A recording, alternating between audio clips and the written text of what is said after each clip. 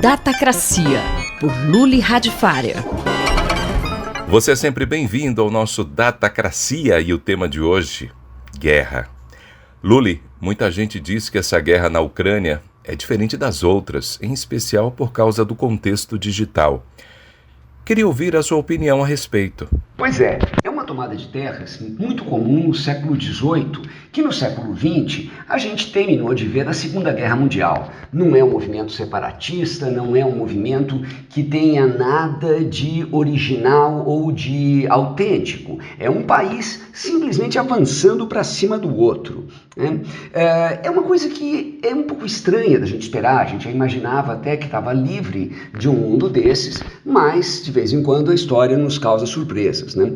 No mundo globalizado, com acesso à informação como a gente vive hoje, a coisa já não é mais tão fácil. A gente não consegue nem imaginar, mas na época da Segunda Guerra Mundial, o mundo era muito mais restrito em termos de informação. Até mesmo um pouco antes da internet, você tinha informação pelos canais oficiais. Mesmo quando a CNN fez uma grande revolução ao cobrir a Primeira Guerra do Iraque, 24 horas por dia, era ainda uma coisa de canais oficiais de televisão, que era uma coisa que ainda dava mais ou menos para ser controlada. Hoje em dia não, cada cidadão tem na sua mão um telefone, e esse telefone, a gente viu desde a Primavera Árabe, ele pode ser uma grande manifestação de informação, um grande canal de informação. A gente viu isso aqui no Brasil também na época das manifestações dos 20 centavos o ônibus e tal. Então, o que a gente tem? A gente tem uma grande quantidade de veículos de mídia individual proporcionando uma grande quantidade de informação,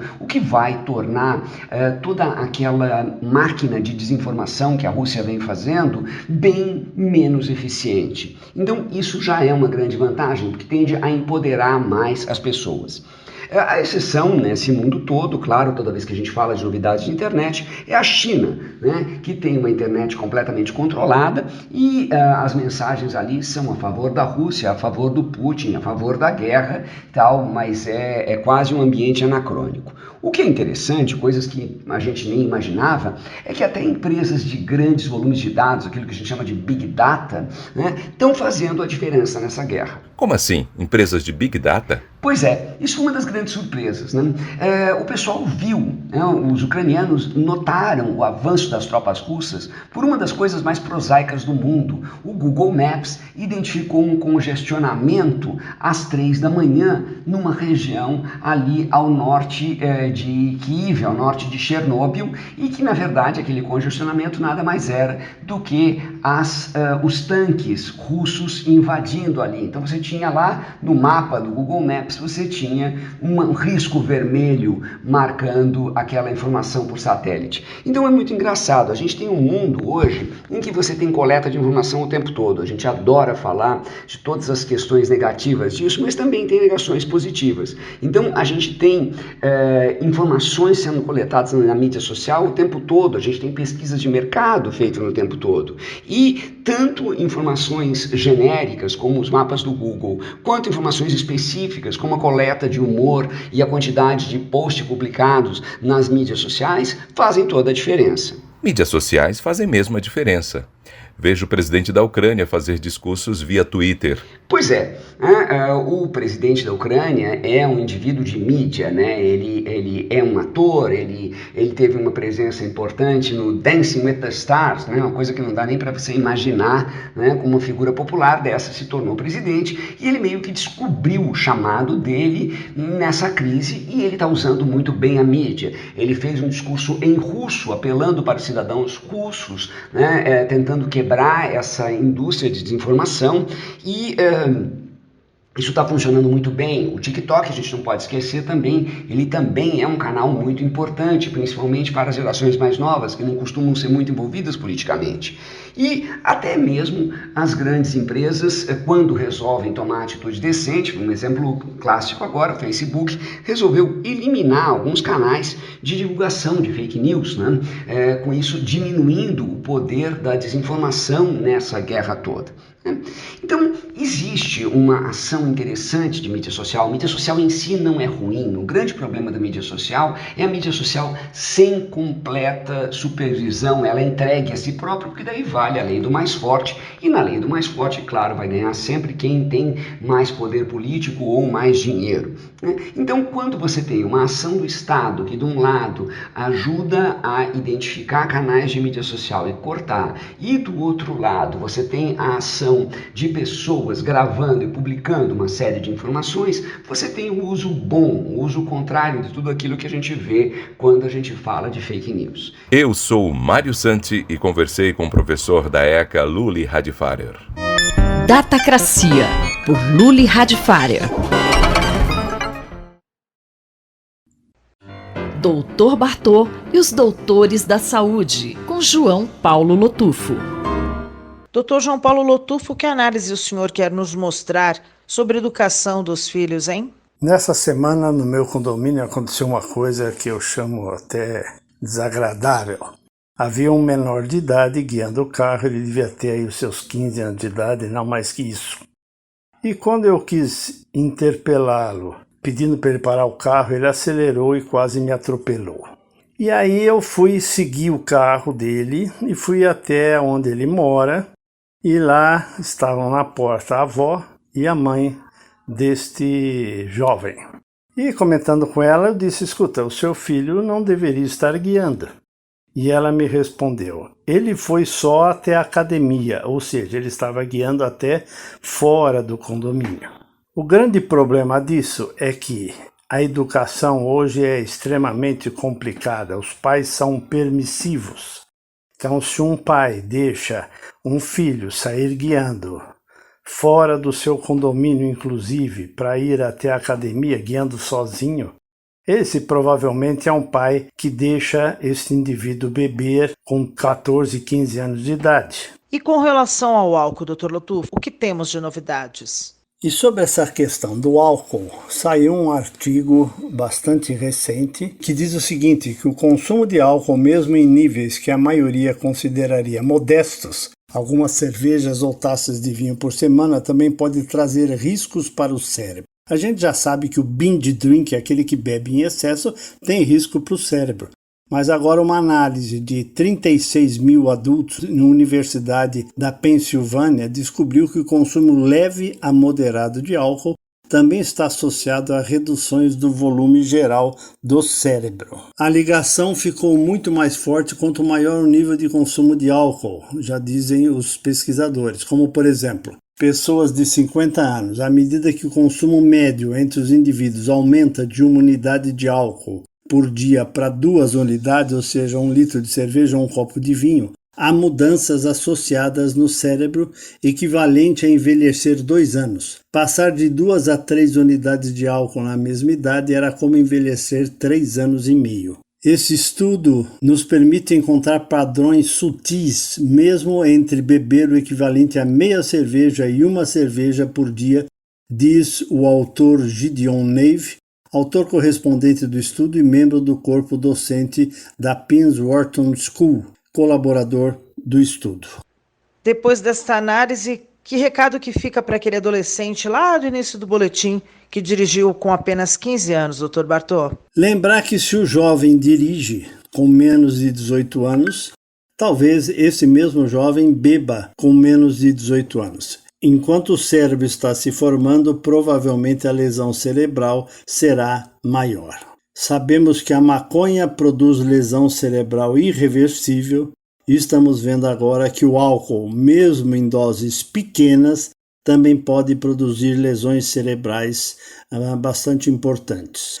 Talvez este pai que autorize seu filho a guiar por aí com 15 anos de idade, talvez ele tenha tido lesões cerebrais pelo álcool na sua adolescência. Meditemos sobre isso. Um grande abraço a todos. Eu sou Sandra Capomatto, você ouviu o Dr. João Paulo Lotufo, pediatra da Universidade de São Paulo, responsável pelo projeto Dr. Bartô. Doutor Bartô e os Doutores da Saúde, com João Paulo Lotufo. Fique de olho, por Eduardo Rocha. Professor, o assunto de hoje é nervo óptico. A ciência médica avança para conhecer esse pequeno segmento da nossa anatomia, por onde passam todas as imagens que chegam até nós. Eu te pergunto, onde fica e qual a relevância do nervo óptico para a visão? O nervo óptico se inicia na parte posterior do globo ocular, um pequeno segmento de alguns centímetros que sai da órbita, atravessa a parede óssea que a separa do cérebro e faz com que a junção dos dois nervos, do lado esquerdo e do lado direito, o quiasma óptico, se integrem então ao sistema nervoso central, passando o estímulo então a caminhar junto com a massa encefálica. Esse nervo carrega todo o estímulo visual que recebemos e permite que algumas atitudes, inclusive autônomas da nossa consciência e da nossa vontade, como o fechamento da pupila, o reflexo de fechar os olhos, sejam rapidamente desencadeados, bem como o reconhecimento de todas as informações que nos chegam, sejam cores, movimentos, etc., passe por esse pequeno nervo, essa estrutura delicada, antes, então, de chegar ao sistema nervoso central, ao córtex occipital, que é quem faz o reconhecimento das imagens. Quais as implicações de um problema no nervo óptico e como a medicina moderna está pronta para avaliar e tratar esses problemas? No passado, problemas no nervo óptico eram entendidos como aquela doença onde o paciente e o médico não veem nada, porque estando dentro da estrutura e sendo então difícil de ser avaliado a olho nu, pelo exame simples dos olhos, fazia com que houvesse dúvidas sobre o diagnóstico. Hoje em dia, problemas do nervo óptico, sejam eles trauma, inflamação, algumas vezes relacionados a doenças inflamatórias crônicas autoimunes, perda da proteção desse nervo, da sua camada de mielina, infecções que acometem o sistema nervoso central e podem chegar a esse nervo, ou até mesmo problemas de irrigação sanguínea, já que ele tem uma irrigação bastante delicada e quase exclusiva, podem ser rapidamente diagnosticados. Exames que fazem avaliação da eletrofisiologia, uma vez que a informação é transmitida através de impulsos elétricos ao longo desse nervo, permitem localizar o local mais específico, onde está acontecendo e o padrão da lesão. Da mesma forma, exames de imagem permitem avaliar o que está acontecendo com o padrão de irrigação sanguínea, edemas, inchaços e outras informações, que nos levam, então, mais perto do diagnóstico estrutural, funcional e até etiológico. Uma vez identificado o problema, hoje em dia, o arsenal terapêutico, a possibilidade de resgatar a visão quando há lesões do nervo óptico ou evitar novas crises e maiores perdas, são possíveis com tratamentos médicos. É conhecida também a possibilidade, em investigação, em pesquisa, de se criar um atalho entre um olho saudável e um córtex cerebral perfeito que passe ao largo de um nervo óptico já prejudicado e sem possibilidades de resgate terapêutico. Quando se fala nos chips de retina, nas vias implantadas que correm ao largo do cérebro, são essas as estratégias que estão sendo buscadas. Hoje em dia, pesquisas com algum grau de resgate, mas ainda longe de trazer a visão proporcionada por um nervo óptico saudável. Então, o nervo óptico, uma importante estrutura, muitas vezes alvo de algumas doenças crônicas que acometem diferentes faixas etárias conforme o problema, inflamatórias mais na vida adulta jovem, doenças vasculares na senilidade, são hoje melhor diagnosticadas e, portanto, mais oportunamente tratadas. Muito obrigado. Acabamos de ouvir o professor Eduardo Rocha, da Faculdade de Medicina da USP em Ribeirão Preto. Rosimeire Talamone para a Rádio USP. Fique de olho, por Eduardo Rocha. Na cultura, o centro está em toda parte, por Martin Grossmann. Professor, em que contexto local e nacional aconteceu há um século a Semana de Arte Moderna? Leila e ouvintes da Rádio USP, há exatos 100 anos ocorria nessa cidade, no Teatro Municipal de São Paulo, a Semana de Arte Moderna de 1922. Mas, de fato, ela tem toda essa importância? Por que tanta polêmica em torno de um evento de pequeno porte ocorrido dentro de um edifício do século XIX, ainda totalmente relacionado a uma influência cultural europeia? O Brasil ensaiava para ser moderno. São Paulo era muito mais provinciana do que, de fato, uma metrópole. Outras cidades no Brasil tinham maior destaque naquele momento, seja a própria capital federal, Rio de Janeiro, mas o Recife, Manaus e Belém do Pará. No início do século XX, essas cidades despontavam como importantes centros urbanos da jovem República Federativa do Brasil. Recife sempre manteve a sua importância por ser, naquele momento, uma parada obrigatória rumo ao sul do continente. Já Belém do Pará e Manaus despontavam como centros urbanos e metrópoles até, graças ao ciclo da borracha. Essas cidades implementavam importantes mudanças na grade urbana inspiradas no plano radical do Barão Haussmann para Paris, ocorrida entre 1870 e 1920. No caso do Recife, e também como assim Manaus e Belém do Pará, reformas foram feitas seja nos respectivos portos, mas no alargamento das ruas, na construção de novas avenidas, no saneamento básico. Como era essa nova imagem moderna que o Brasil queria passar? Rio de Janeiro, a capital do Brasil, também passava por transformações urbanas marcantes. O intuito maior era de produzir uma nova imagem moderna, não só para a capital, mas para o Brasil, deixando para trás o atraso, o colonialismo e até a escravidão. Essas reformas perduraram, na verdade, até o início da construção da nova capital Brasília, no final da década de 1950. Além do Teatro Municipal, do Mercado Municipal, da Biblioteca Nacional, do alargamento de ruas, do traçado de novas avenidas, naquele momento a capital assistiu à demolição de um acidente geográfico, o Morro do Castelo. Além disso, ela planejou e realizou a primeira exposição universal, em homenagem ao centenário da independência, em 1922. São Paulo não fazia por menos, nesta perspectiva de uma modernidade funcional, baseada nos ideais do progresso e do desenvolvimento. Ela também passava por uma significativa transformação urbana, patrocinada pela economia do café. Frente a essa visão positivista, fortemente alicerçada por valores eurocêntricos, surgiram manifestações críticas, principalmente nessas cidades já citadas. Mas o Manifesto da Semana de Arte Moderna de 1922, apesar de excêntrico, foi pioneiro, singular, por ser proveniente de um grupo eclético, plural, que almejava por novos tempos, que idealizava um projeto moderno para a jovem nação brasileira. Teve assim um caráter catalisador e foi ponto de partida para o modernismo brasileiro, modelado seja por políticas públicas, para educação e cultura, seja por programas de governo os mais distintos, como também por uma sequência de manifestações de vanguarda que demonstraram a criatividade e a potência da arte e da cultura brasileiras. Mas a semana não deixa também de ser um mito, fruto de uma narrativa histórica paulistocêntrica, referendada e criticada constantemente. O professor Martin Grossmann conversou comigo, Leila Kiyomura, para a Rádio USP.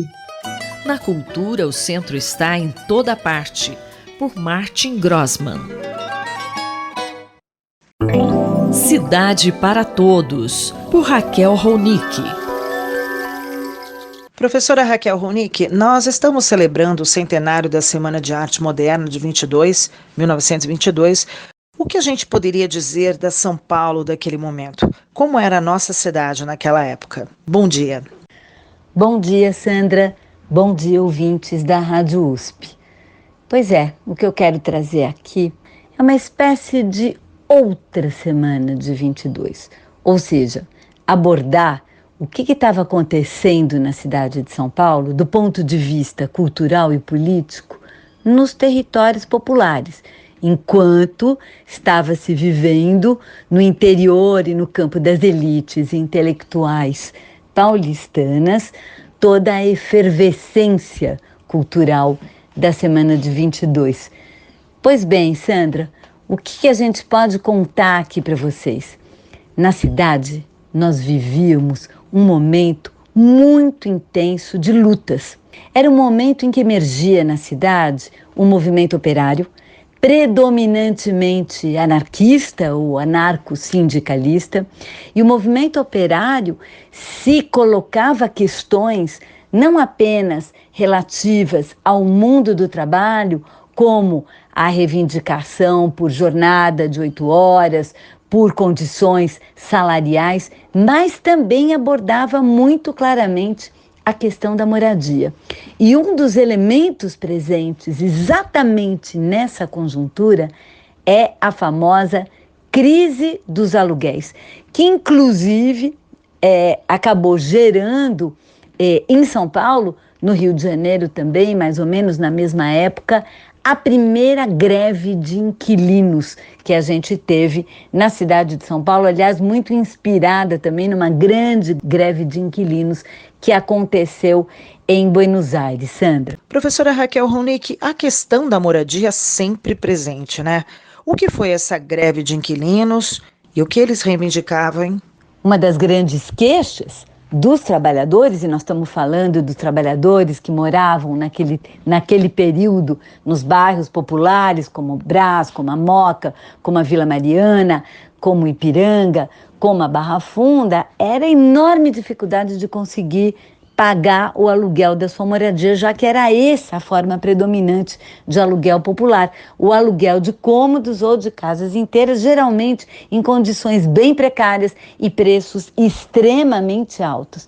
Então, a reivindicação de redução dos aluguéis e a tática de suspensão dos aluguéis era uma daquelas que foi organizada pelo movimento anarquista naquele momento, procurando enfrentar a situação muito precária que se vivia na cidade então.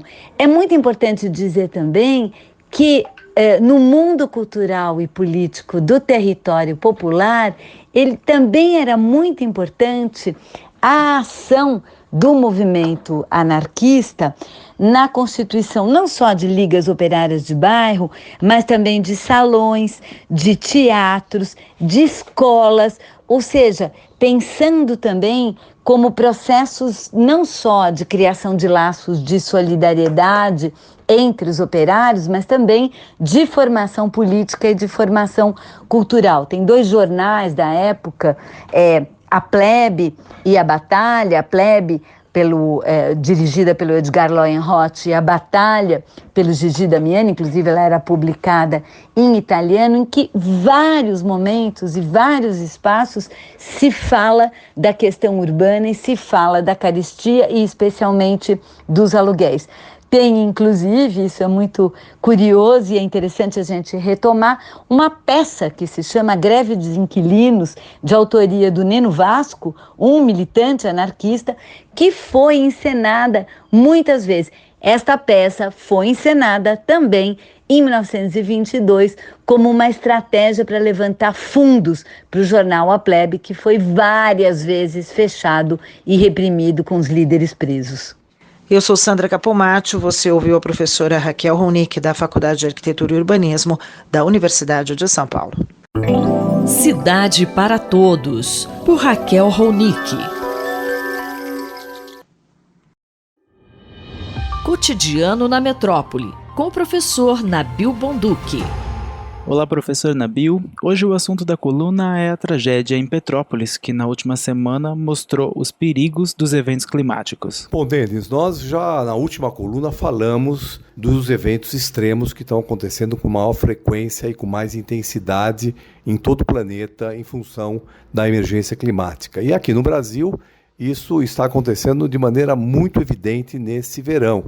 Tivemos aí desde dezembro no sul da Bahia, em Minas Gerais, aqui em São Paulo, em Franco da Rocha, cenas chocantes de inundações, de deslizamentos, de mortes, mas nada se igualou àquilo que aconteceu na semana passada em Petrópolis.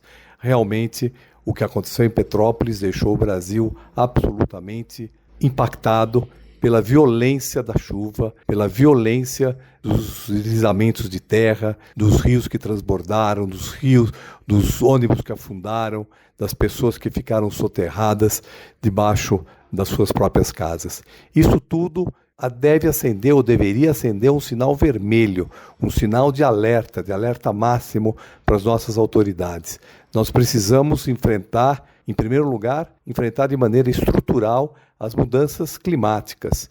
Nós temos que conter o processo de desmatamento na Amazônia, de queimadas, que este ano passado atingiu níveis recordes. Precisamos também repensar todo o nosso sistema de produção de energia, de mobilidade, que geram emissões de CO2 com muita intensidade e que precisam ser alterados. Mas, por outro lado, nós também precisamos preparar nossas cidades de maneira mais concreta para enfrentar essa nova situação. Isso significa, por um lado, desenvolver sistemas de alerta, sistemas que permitam que a população possa sofrer menos nesses eventos extremos, mas eu entendo que se nós não tivermos medidas estruturais, medidas que alterem o processo de ocupação do solo das nossas cidades, e se não tivermos uma produção massiva de habitação, nós vamos ver esses fenômenos se repetirem. Novas Petrópolis irão acontecer no país. E que tipo de medidas as cidades precisam tomar? Quando eu falo medidas estruturais, eu estou falando principalmente na questão da ocupação da terra. Nós precisamos garantir terra adequada, qualificada para a produção habitacional, principalmente para aquela população de baixa renda. A população vai para uma área de risco por falta de alternativas. E a falta de alternativa, em grande parte, está ligada à falta de terra para habitação. A terra está apropriada por poucos e o poder público não tem se mobilizado para gerar terra urbanizada em quantidade suficiente para as necessidades habitacionais da população brasileira. Entre 2020 e 2040, ou seja, nos próximos 20 anos, nós vamos ter por volta de 16 milhões de novas famílias necessitando de moradia no Brasil. Isso significa que nós temos que produzir 16 milhões de unidades habitacionais em período. Uma parte dela vai ser produzida pelo mercado, mas é uma parte relativamente pequena. A maior parte dessa habitação precisa ser produzida de maneira subsidiada, com participação do Estado em alguma medida. Então, essa questão ela é uma questão central hoje no Brasil, se a gente quiser evitar novas tragédias como essa. Eu quero destacar aqui a importância do poder público garantir terra urbanizada, qualificada, subsidiada, aquilo que eu chamo de base urbana, ou seja, terra para poder produzir habitação com subsídio. Isso é absolutamente fundamental e é claro que se o poder público não se mobilizar, novas áreas de risco vão se formar, assentamentos precários, porque a população de baixa renda não vai encontrar no mercado e a única alternativa vai ser adensar mais assentamentos precários já existentes e criar novos assentamentos precários que geralmente se localizam em áreas inadequadas para moradia. E aí, deslizamentos, enchentes, mortes serão inevitáveis. Eu, Denis Pacheco, conversei com o professor Nabil Bonduki para a Rádio USP. Cotidiano na Metrópole, com o professor Nabil Bonduki.